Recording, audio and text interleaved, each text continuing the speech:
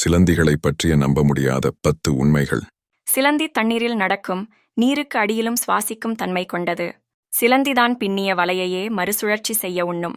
ஒரே எடையிலான சிலந்தி வலை மற்றும் இரும்புடன் ஒப்பிடுகையில் சிலந்தி பின்னும் வலைதான் இரும்பை விட வலிமையானது.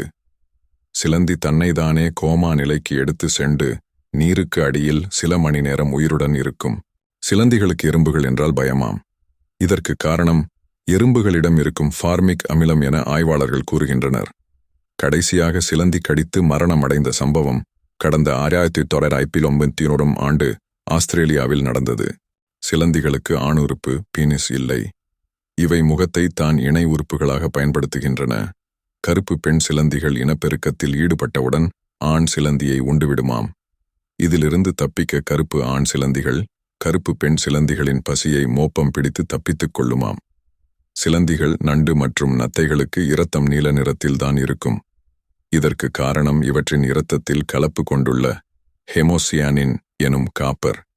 இதுவரை கண்டறியப்பட்ட 40,000 சிலந்தி வகைகளில் ஒன்றே ஒன்று மட்டும்தான் தாவரங்களை உண்டு வாழும் அவ்வகையை சேர்ந்தது ஆகும்.